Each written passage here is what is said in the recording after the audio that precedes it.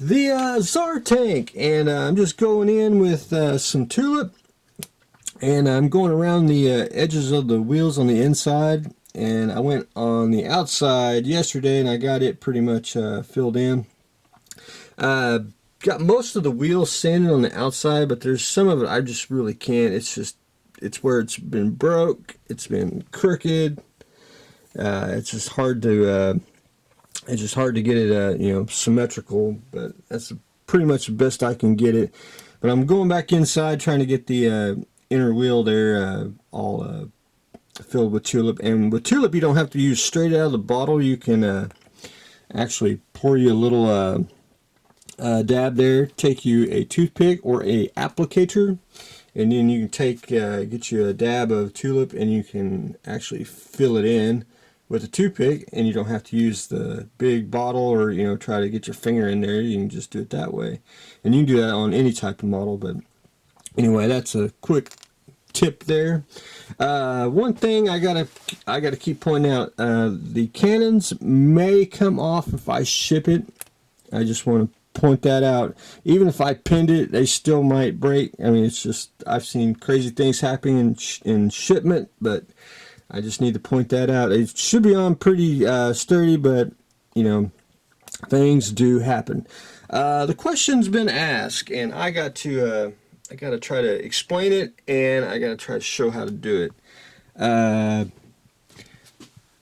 Why am I not putting the railing on the back of the Tsar tank? If you see this right here, I left it off, and I can't put it on, and I'm trying to explain it.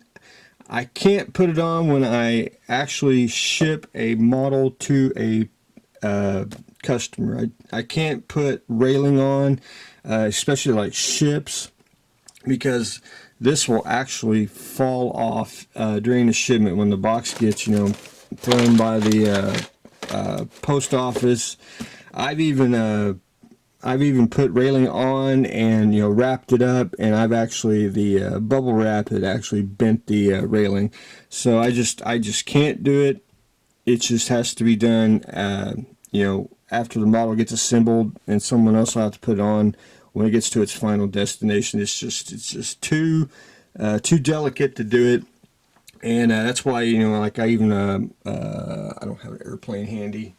The propellers, I try to I leave them off. Anything that can be broken when I ship, it's got to be assembled. That's why I got to tell, like, if you build the Enterprise, I got to leave the nacelles off, because I can't really ship a big starship with the nacelles on, because it can get broke. But anyway, that's one of the reasons why I can't do it. It's just for basically shipping purpose, and I don't want the model to get completely broke and you spend all this time, putting the rail on, and then it just gets destroyed within seconds. But anyway, you don't need much tools to build a photo etch.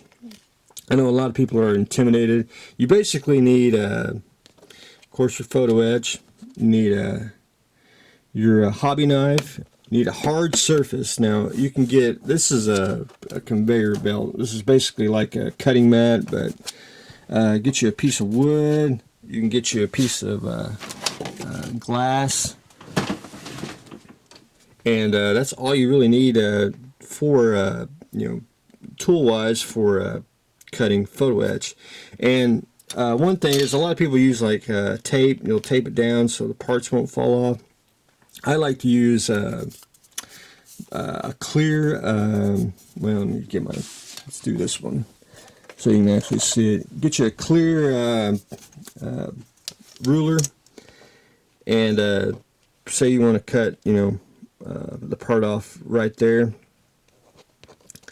Just take your clear ruler so you can see it. Hold it down with one hand, hold it down, and then take your knife, and you can sit there and cut your part off. And this way, when you hold it down, the pressure, the part will not fly off, and it'll be on the when you get done cutting it off, you can pull it off and it'll be on the table and not sitting there flying off across the room here and it hit the wall. That's one little trick. Photo etch scissors, I'm a big believer in these. I think these are fantastic. Now you don't necessarily have to have them, but they actually just cut through photo etch like butter. They get that little nick right there, if you can see it. You can just take one, if you actually cut that off with a knife and then take your scissors, you can snip that, bam, done, clean cut. It's highly recommend the scissors if you don't have them, if you do a lot of photo etch. If not, you don't really need it. I've used just a knife, ruler, and a piece of glass for years, so it's no big deal. All right, then you need a pin vise, and get you a little drill bits, which you can go to a hardware store, and I like to go to the like Steve's Wholesale. Harbor Freight may have them. Little rinky-dink hardware stores, because they usually have, I think, more hobby-oriented tools. But get you some fine drill bits, because you probably will break them if you do it. But what you do is, after you get your photo etch, basically you're going to have to get the bracket here, space it out where you want it on the model, and you can mark it off. And you can either use the tip of your knife, and you can actually score it like so, or you can take your pin vise and actually drill it. And once you drill, basically you're countersinking it. Once you get it, depth, to a point, you take your photo etch bracket, put it on, and you'll have to use super glue. And yes, I'm jumping on the satellite city of the super glue. I haven't tried it. I'm a big fan of the Bob Smith glue, and so I'm going to try my darndest to see what the satellite city is compared to the Bob Smith. But anyway, that's another story, and you'll just have to put just a little bit of a drop, put your photo etch part in, and just work your way down. You don't have to actually use accelerator. Just let super glue do its magic. It actually, once it sets, it'll be just fine. And then here is the chain, and after you get the railing down all the way in, you're just going to have to take the length of the chain and glue 1 to 1, 1 to 1, and 1 to 1. Just keep going on down. Basically, if you just do like,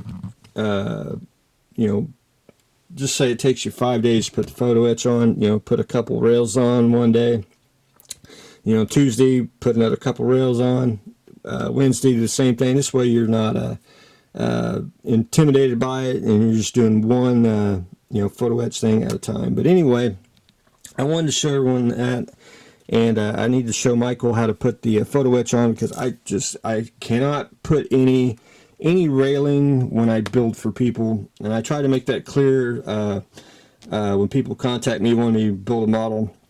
I just can't put anything that will that's got to be on during shipment. I gotta leave it off so it can be assembled when it gets to its final destination. But anyway, it's fairly simple. I know it looks intimidating to put photo etch on, but should be able to do it if you just take your time, and you'll be able to get it on. The NASCAR, basically all I did a little body work, and I'm gonna have to go back in. I got it puttied on all the sides, but I sanded that off, and then I shot a little bit of primer, and I gotta go back in, and because red putty likes to sink just a little bit, because I just basically put a dab on, sand it, and I gotta put another wad on, and I'll get that sanded again, and it should be smooth.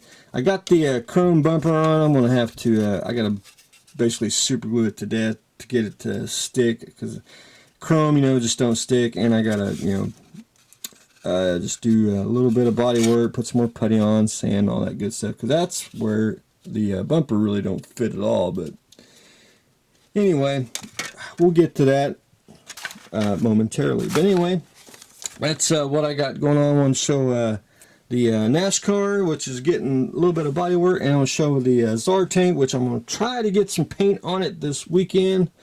But I want to show how to put the photo etch on and to try to explain that on photo etch, railing, rigging, I can't do it, or propellers and stuff. Some things have to be assembled when I do build for others. But anyway, that's what I've got going on today. So stay tuned for the next exciting episode.